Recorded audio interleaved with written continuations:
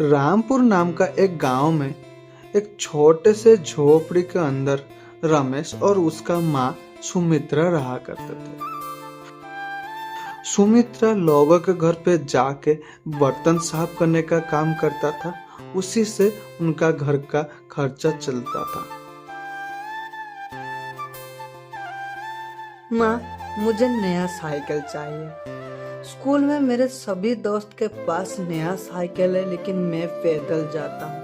मुझे एक नया साइकिल दिला दो माँ। बेटा, अभी हालत बहुत कठिन है, एक भी पैसा नहीं है। थोड़े वक्त मुझे दो, मैं तुम्हारे लिए नया साइकिल दिलवा दूंगा। लेकिन माँ, हमेशा आप यही बात बोलते रहते हैं, लेकिन कभी मुझे नहीं लेके देते। बेटा, जिंदगी में सब कुछ एक ही साथ नहीं मिलता है, बस मेहनत और विश्वास की जरूरी है। रमेश सब कुछ समझ जाता है। वो सोचने लगता है कि माँ अकेले मेहनत करते हैं और घर के खर्चा निकालता है। वो भी मेहनत करेगा और माँ का मदद करेगा। इसलिए वो ढूंढने चला जाता है कहाँ पर उससे काम मिलेगा। लेकिन इसके बारे में सुमित्रा को कुछ भी पता नहीं होता है। रमेश स्कूल खत्म होने के बाद एक छोटे से दुकान में जाके काम करता है। वहाँ पे वो सफाई का काम करता है और छोटे मोटे मदद करता है। उसे दुकानदार खुश होके कुछ पैसा देता रहता है। बेटा, तुम बहुत ईमानदार और मेहनती हो। तुम्हारे माँ ने तुम्हें बहुत अच्छे संस्कार दिया है। तुम ऐसे ही आगे बढ़ते जाओगे तो एक ना एक दिन बहुत बड़ा आदमी बनोगे। ये मेरा तुम्हारे ऊपर आशीर्वाद है। शुक्रिया चाचा जी। मैं बस अपनी माँ का सहारा बनना चाहता हूँ, माँ का दुख कम करना चाहता हूँ, माँ का हाथ बटाना चाहता हूँ। उससे ज्यादा मुझे कुछ भी नहीं चाहिए। कुछ महीना बीत जाता है और रमेश जो भी पैसा कमाता है वो पैसा चुपके से जाके माँ के पास रख देता है। माँ को वो सब कुछ पता चल जाता है कि बेटा पढ़ाई खत्म करने के बाद जाके दूसरे के और काम करता है और वहां से पैसा लेके आ रहा है। बेटा, तुमने ये सारे चीज मुझे बताया क्यों नहीं?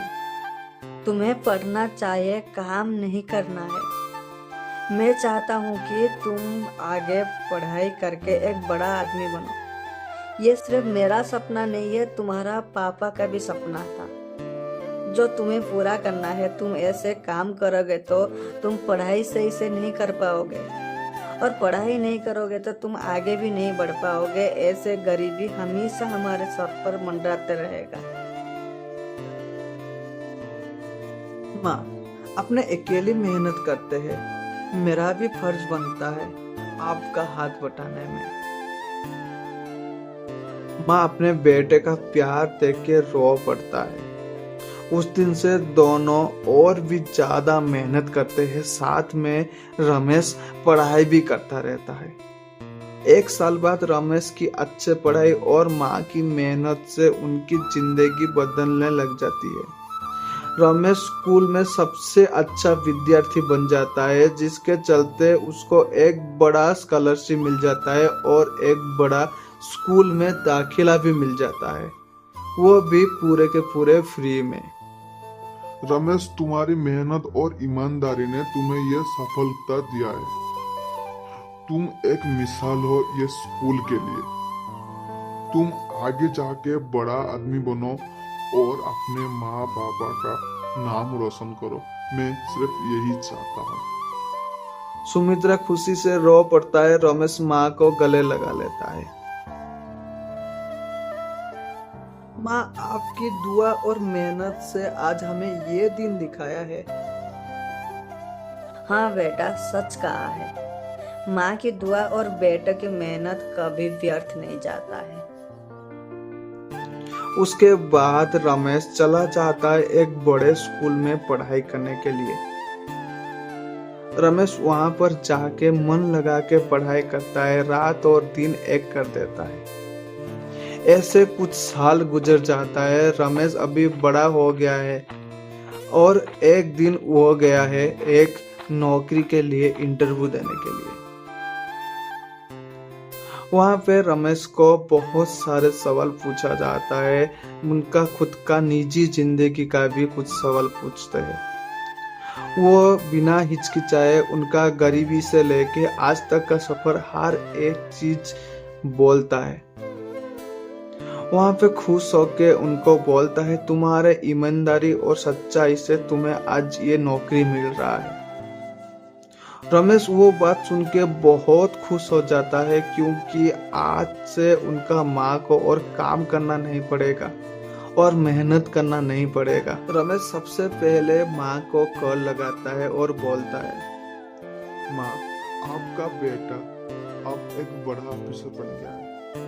उसको एक बड़े कंपनी ने नौकरी पे रख लिया है। आपको और मेहनत करने की जरूरत नहीं है। उसके बाद सुमित्रा को और काम करना नहीं पड़ता है। सुमित्रा का जिंदगी सुधर जाता है और रमेश का पिताजी का जो सपना था उसको एक बड़ा ऑफिसर बनाने का, उनका भी सपना पूरा हो जाता है। यहाँ पर ये सीख मिलता है कि माँ का प्यार और बेटे की मेहनत के आगे कुछ भी असंभव नहीं है। हर एक चीज मुमकिन, हर एक चीज संभव।